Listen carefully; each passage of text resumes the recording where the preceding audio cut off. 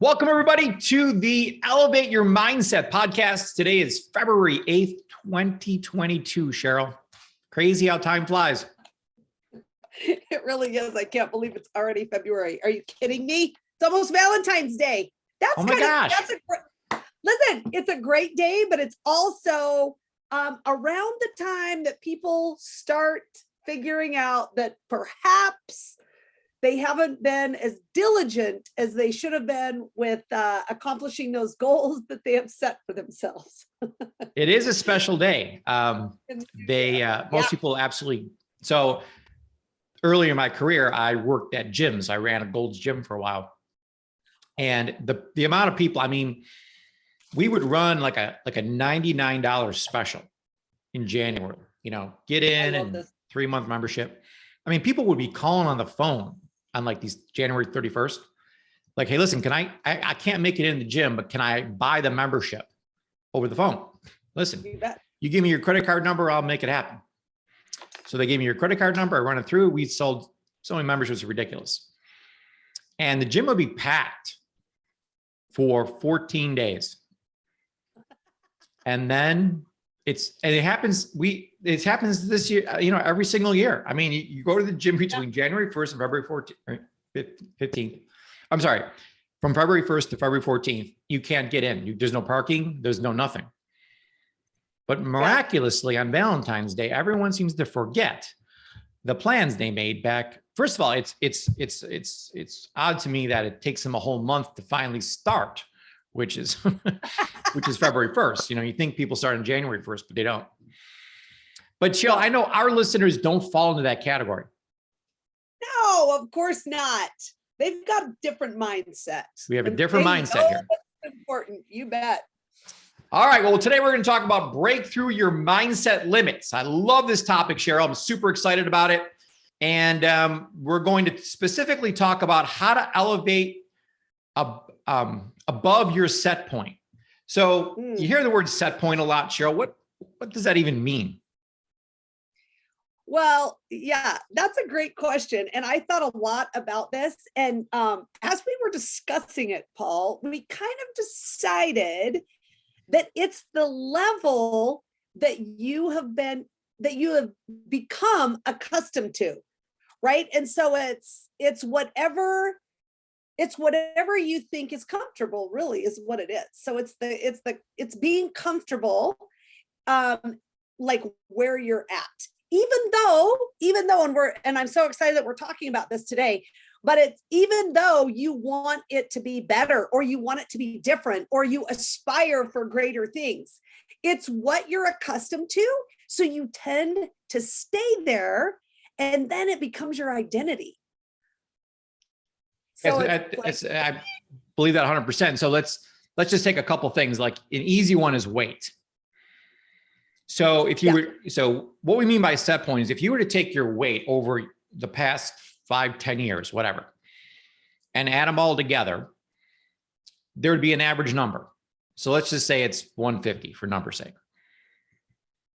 So that's the set point, because sometimes you get below that, but then you kind of gain some weight back. Maybe you get to 160 and then you're like, well, this is ridiculous. None of my clothes fit. So I'm going back down, and maybe you make it down to 140, but miraculously you're back at 150 again. So this doesn't just happen for weight though, Cheryl. It happens for every single area of your life. Well, Paul, what's so crazy is just when you said that, I just realized something. So a few years back, I was trying so hard to lose weight, right? And I would try everything and do, as you know, and I'm like, keto's not working. This is not working. That's not working. Oh, it doesn't work. And guess what my set point was? 156. That just occurred to me that it was 156. Like you said, I'd lose a little bit of weight, but then I'd go right back up, and then I'd gain a little, and then I'd be like, oh, this is ridiculous at 162. No way. That's ridiculous. So then I go down to 156. But I'm so excited that we're talking about today that, and like what I am super excited about is that I changed my set point. So then was able to lose all that weight, but not until I changed like some of the actions. So I'm excited to talk about all of these things today. Sorry, you look like you weigh 110. Well, that's not quite. But I will tell you that my new set point is like 138. Okay, so that's the whole topic of today's call is how in the world did you do that? So we'll go through that. But what we like all of you to do right now is to think about let's just take your weight, your health. You know, people, and so Cheryl and I own the Institute of Holistic Health, probably a certified holistic health coach invited you to listen to this. It's super critical to get back with them and take this thing called a health evaluation. Because what that will do is give you a baseline score. So it's on a scale, 100's perfect. So maybe your score is going to be 60 or 65, whatever the number is. And it's only a number. So don't, it's just your starting point. But what we're saying is that we're betting that it's been that number, give or take, your whole life, or at least for the past 10 years. And so it's important to become aware of that, first of all. So again, I highly encourage you to get back to your certified holistic health coach and get that test taken. But also, Cheryl, energy levels. Like you can see people giving off a certain amount of energy. So you have a set point super high in that. You're like, this is energy. But other people's set point is, we just sort of kind of want to get like a scraper out and like scrape them a little bit off the cement to get something going here. We all met people that to say they have low energy would be an understatement. I mean, it would be right. And let me tell you, nothing good is going to happen with low energy, right? Nothing. I mean, we know that. And then it gets into that hamster wheel or the treadmill or whatever we want to talk about, where we just continually stay in that state. And then we get to a point, Paul, where I think we don't even realize it, right? We're like, well, this is just who I am. This is just how I am. Yeah. And then that's scary because that means that's now your identity. And so now it's like, well, there may have to be some kind of miracle to get us out of that. Yeah. Yeah. But it's all, I mean, the range is so incredibly big. Like take income, for instance. So the average income in the United States is $58,000 a year. So there's been this set point established, and you can see that like across the board. Like, how did we even come up with this number 58,000? Now there's people out there who make $58,000 per month. So it's all where your set point's at, and if 58,000 is your just happy, you have to be, maybe you're part of the average, and that is where your income's at. And maybe it has gone up a little bit some years, maybe it's gone down a little bit, but there's a number for your income that you've been at for at least the past 10 years. So it's coming up with that number. Your savings account, if you just everyone has a set point for that. I'm going to put 10% of my income away every single month. I mean, the first 10% that comes out of my check always goes in my savings account. So it's just a habit, it gets into that, but in my set point continues to rise with that because I'm aware of it and taking steps towards increasing that. But most people have a savings account that's been the same. Hey, I got $1,000 in there, and it's just a number they've picked, and that's what it's going to stay at. Yeah. And to become aware of that and to change the set point, right? I mean, that's what's just so fantastic about it. And Paul, another thing that was really interesting to me is that we also have set points in our relationships. Yeah. So it's from a women's point of view, Cheryl, talk to us about that. Like, what does that mean? Well, it just means that whatever's happening in whatever the relationship, let's just say with your friends, you've got a set point, and the set point is whatever you're comfortable with. So maybe you've had the same friends for years and years, or, have you stepped out to make a new friend or to get a new group of friends? I know there have been times in my life where I've had to say, you know what, I need a whole new group of friends. And right. So how do you do that? And then you set the set points. And here's the other thing, Paul, that I was just thinking, that the 5 people that you hang out with, that's super important.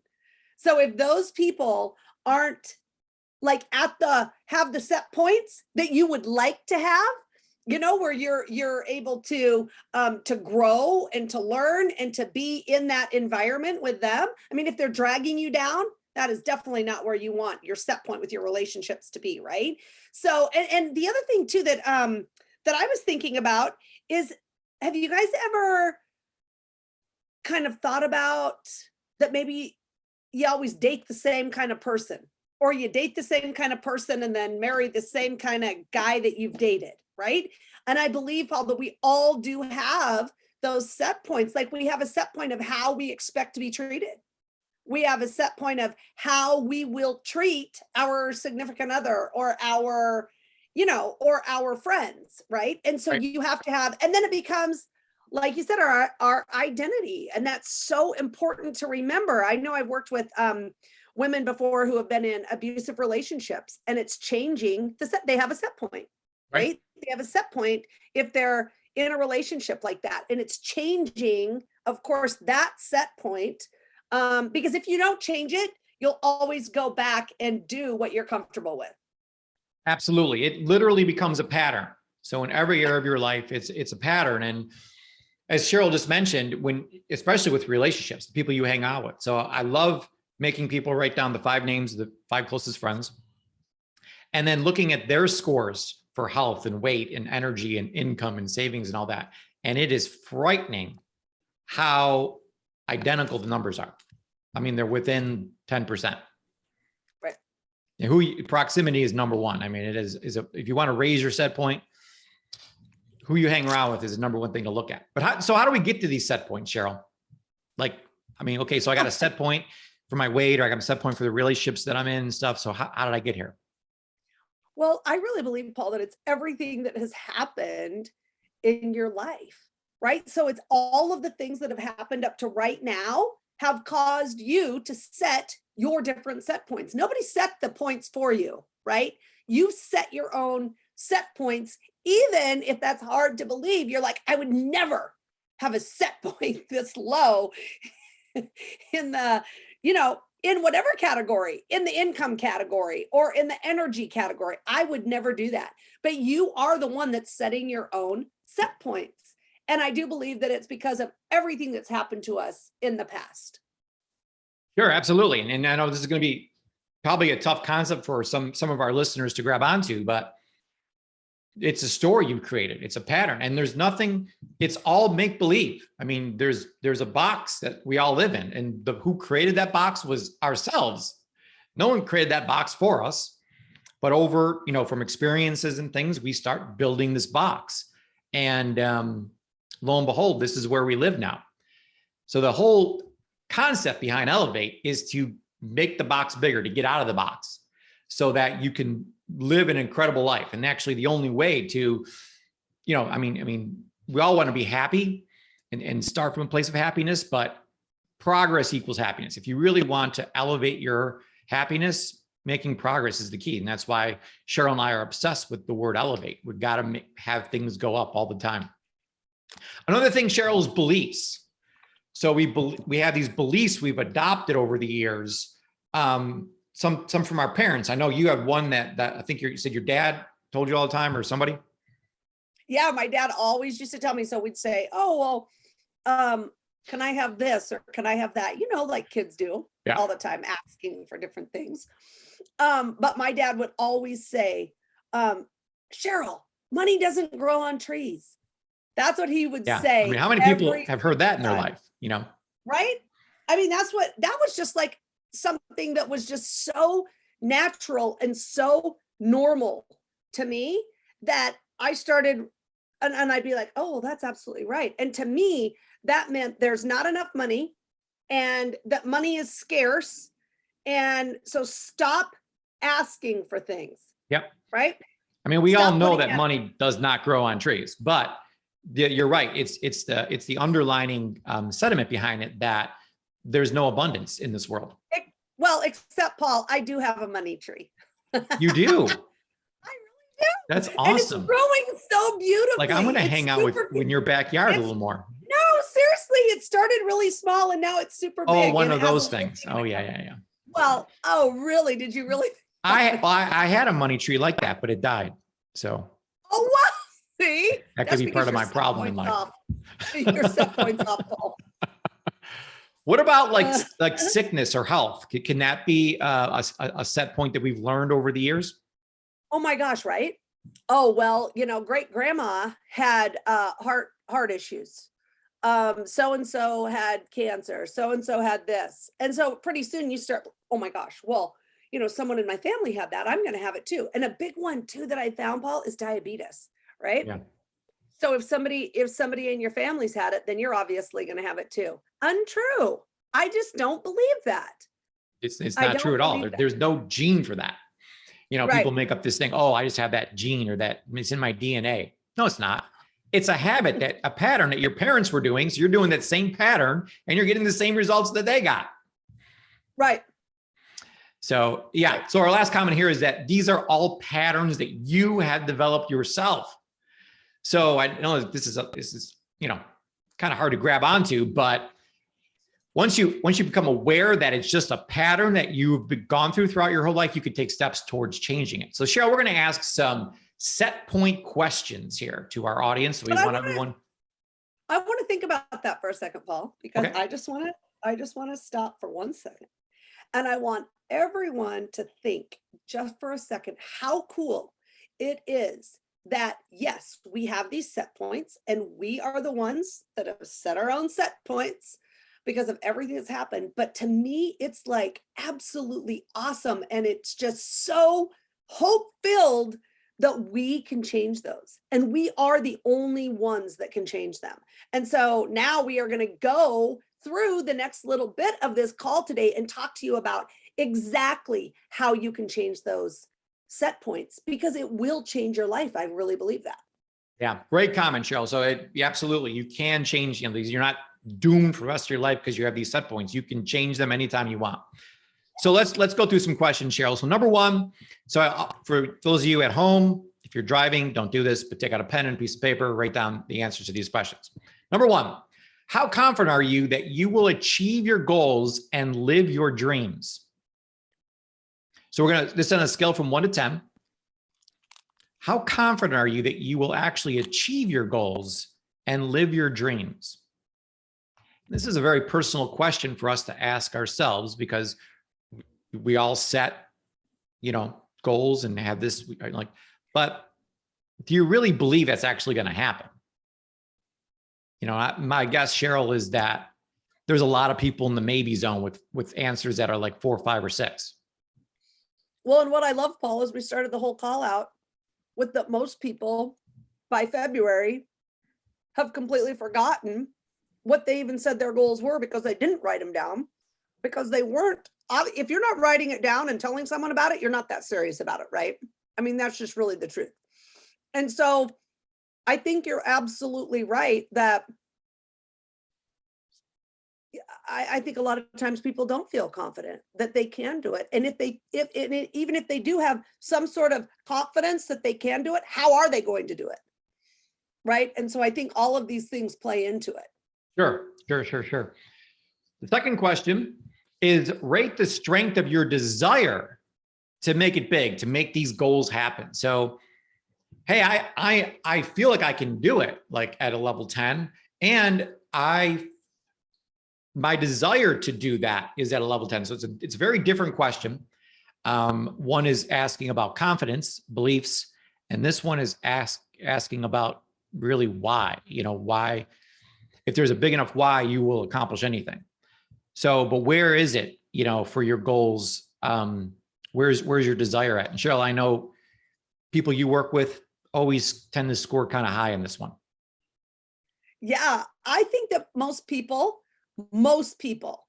have a huge desire to make their lives better. And a lot of times, Paul, it's to make our lives better so that our kids' lives can be better. Sure. Right? I mean, you work with yeah, thousands and thousands of women that want to go from fine to fabulous.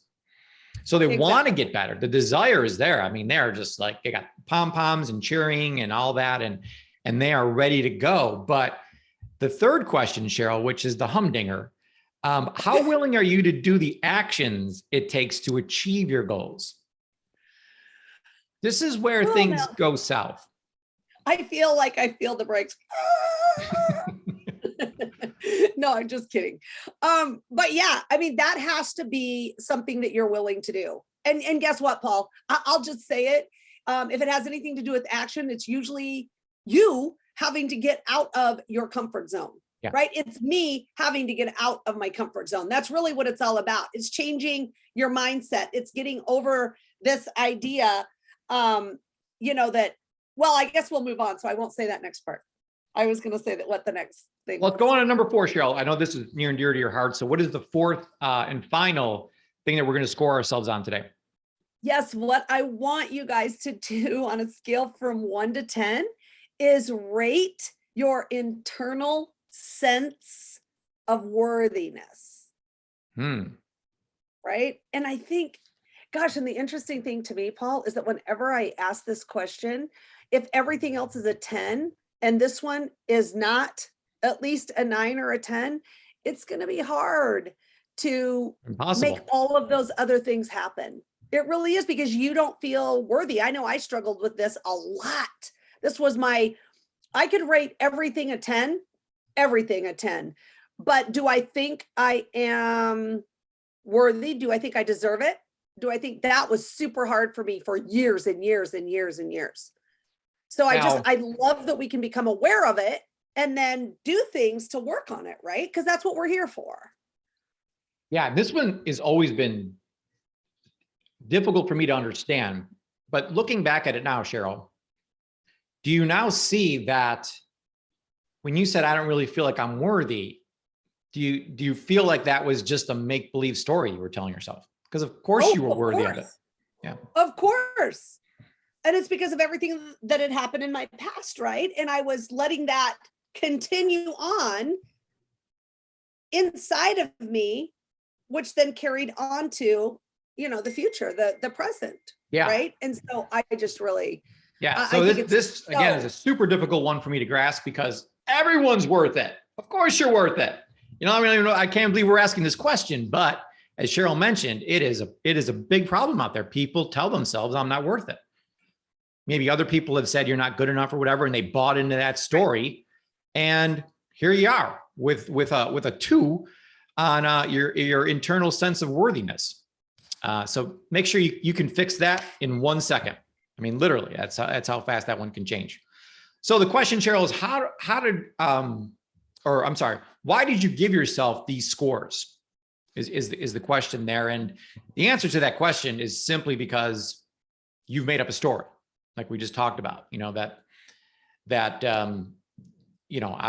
not. Those actions are too difficult, or I'm not worthy, or my desire is not high enough. Like, you can change that in 1 second. You can change all those things right now. So we're going to teach you exactly, as we wrap up this call, on how to break through your mindset limits, because that is the title of today's call, Cheryl.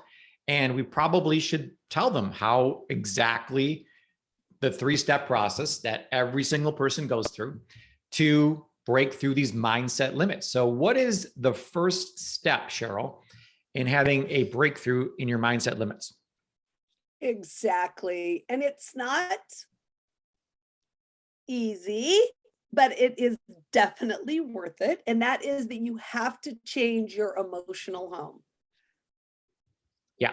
So yeah, you have to have a great emotional home, I guess. Yeah. So there's a picture on the notes. Those of you looking at the notes, if you happen to be driving or something while listening to this, we'll kind of describe it to you. So you can just think of 4 quadrants, and then just focus on the bottom left quadrant and the upper right quadrant. And the upper right quadrant is the green zone, the yes zone. That's where great things happen. That's where you raise your set point. In the bottom left corner is this red zone. That's where all bad things happen. Now, most people live in the red zone. They don't have great, they don't have a great emotional home. Most people are angry and, upset, or they feel cheated. They have all these emotions that are all negative.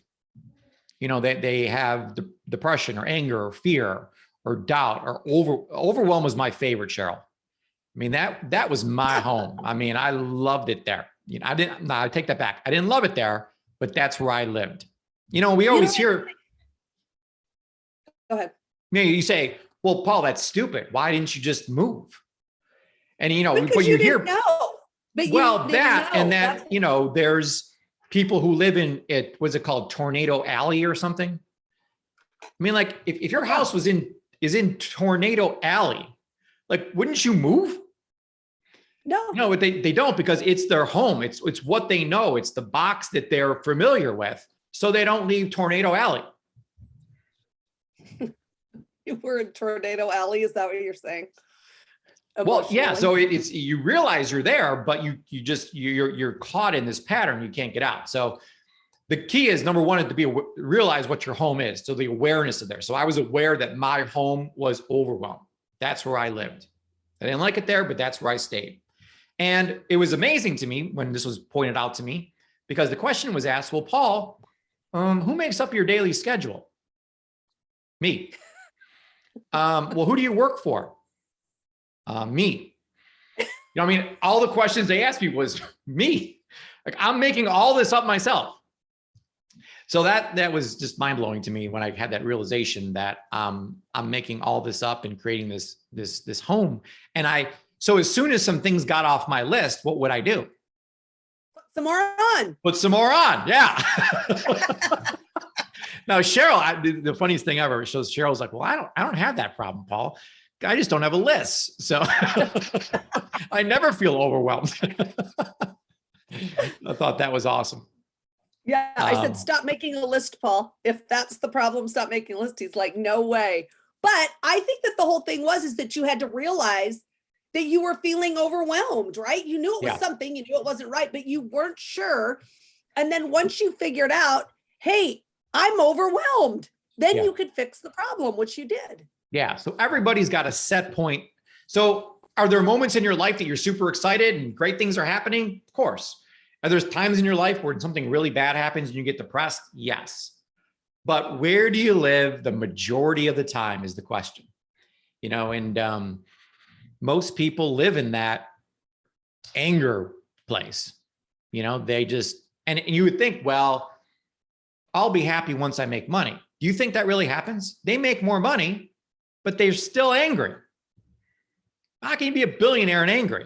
It's crazy, but that's their home. That's where they live. So Cheryl, so awareness, knowing where your home is, what's the number one thing to do to move from this red zone to this green zone?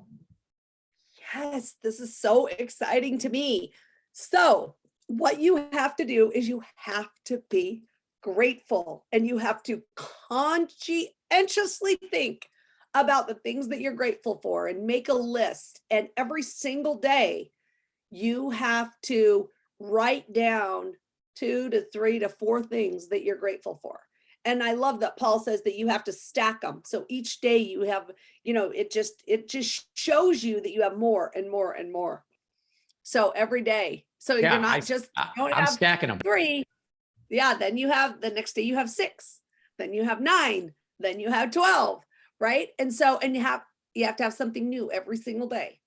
Yeah. And I never can use the same thing twice. So I got to find something new. In the beginning, it was easy, but now, you know, 20 years later, it's more difficult, but now I'm looking for the small things, the small things. And that's a great place to get to, where you can, you can really look for the little things to be grateful in life.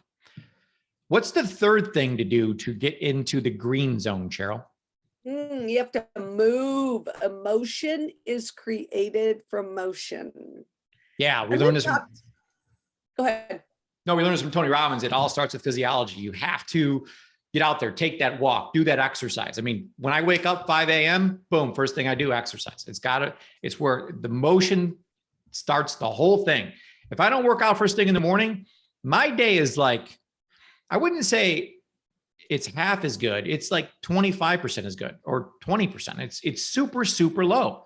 It literally makes the difference between, you know, success and failure for me is getting up and moving and doing that exercise. It's so critically important. I recommend everybody do that.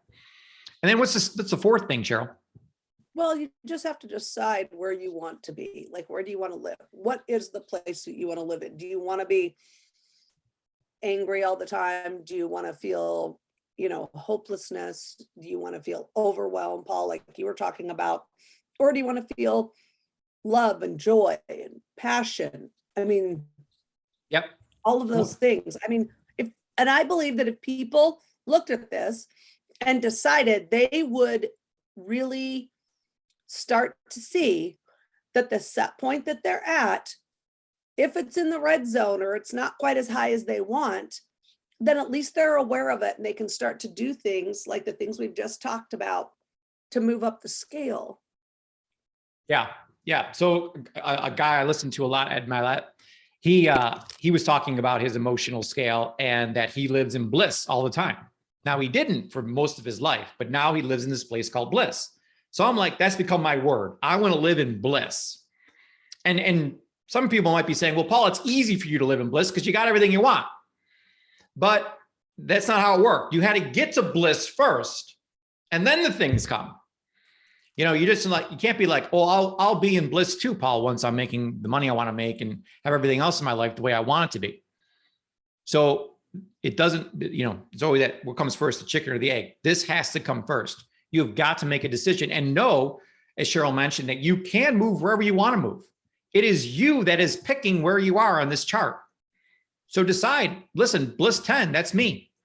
And that is where I'm moving into. It's like moving to Florida. Yeah. And the last thing I want to mention is that your vibe creates your tribe. So we're talking about the 5 people you hang around with. So if you move to bliss 10, do you think those 5 people are going to come to bliss 10 with you? Probably not. And there's going to be a little bit of a time where you might have less friends. But as that's going through and you are in bliss 10 and making your life better and elevating things, you're going to meet a whole new tribe of people. And those are the people you want to be surrounded with. These are people who also live in bliss 10. So that's super, super important to keep in mind. So number 2, Cheryl, the way to have a breakthrough of your mindset limits is what? Well, you just have to realize, Paul, that it's all in your mind. Every single thing that you're thinking and where your set points are, it's all just a story that you have made up that has created wherever your set points are. And we talked a little bit about that before. But it's really true. It's all a story, so it comes down to understanding what your limiting beliefs are. So my limiting belief is that I don't think there's any abundance out there. I don't think there's a lot of money out there. The economy is tanking. There's no money. That's not true. There's still the same amount of money out there. You're buying into the media's thing of that, oh, the money's gone. Like, money ain't go anywhere. There's unlimited abundance out there. Now, there may not be a limited abundance in your bank account right now, but in other people's bank accounts, there is. And there's no difference between them and you. You can decide to model off them and have the same bank account that they do. It's just changing these set points. So how do you change? So we got in a great state. So we're in bliss 10. We're feeling great. We're in a great emotional state. We have a new great emotional home. And now we're going to change the story. Change your story, change your life. There has to be a new story. And Cheryl and I talk about this every single week, how important it is to write that story of what your perfect life looks like. Like, we all wrote stories about what 2022 looked like. And I said looked like, not it will look like. I'm saying it looked like that. It's like we're looking in a rearview mirror and talking about 2022 as if it already happened. And that's the story I live by. And last but not least, Cheryl, what's the 3rd step to changing these set points? Come up with new actions to take. So you need a new strategy. If you are not where you want to be, you have to come up with a new strategy, right? And Paul and I talk about this all the time, and about the importance of a strategy for each of us to achieve the goals that we have, the goals and the dreams that we have. Yeah. So let's talk about 2 people real quick. So there's someone that weighs 300 pounds and there's someone that weighs 150. So what's the difference between the 2? Number one, they live in a different state, different emotional home. Second thing is there's a story. Now, the person that weighs 150 now changed their story. I'm sure maybe they didn't always weigh 150, but they said, I weigh 150. And you have to create that story before it's actually going to happen. And that it was, I struggled my whole life with weight, but then I decided one day that I'm going to do this. And I exercised, took my 90 essential nutrients, ate keto, followed the keto 90 plan and all this. I finally did all this stuff because they changed the strategy. Do you think someone who weighs 150 has the same strategy as someone who weighs 300? No, completely different. One person exercises every day, one person doesn't. One person eats whatever they want, one person doesn't. One person, drinks water, the other person doesn't. I mean, it goes on and on and on. It's the polar opposite. So you just need to realize that everything you're at where you are in life right now, because you've taken certain kind of actions in your life. And if you don't like where you're at right now, you don't like these set points, you got to take new actions. So a lot of people go, well, I'm going to eat better. I'm going to exercise, but they never do the first two things. They never get into the green. So they're still angry and they never change their story. So yeah, you can say, I'm going to use willpower and I'm going to come up with this new strategy. But if you don't do steps 1 and 2, you have zero chance of long-term success. That's awesome. At least we know what it is, what we need to do. Yeah, hopefully, everyone got some value out of this, and we don't want just people to listen to this though. We want them to actually do it. We want to hear back from you that, hey, thanks for that set point call. That podcast that really pointed out what set points are, where they come from, and how to change them. So we love to hear from you and that you're actually applying this to your life and literally moving from fine to fabulous and elevating your life to new levels. So Cheryl, that was awesome. Yeah, that was so much fun. And I just love, because I just feel so hopeful, right? I mean, we know all of these things, but now we have a way to think about it and look at it, and a strategy, sorry, to move forward. Yeah, to change those set points. So yay, I love it. Thank you so much, Paul. That was great. All right. Have a great evening, everybody. We will be back here on Thursday for our podcast on Elevate Your Leadership. We have another great topic coming up here on Thursday, so we're excited about that. And we are here every single Tuesday to help you elevate your mindset, because mindset's everything. Yes, it is. Awesome. Bye. Bye, Cheryl.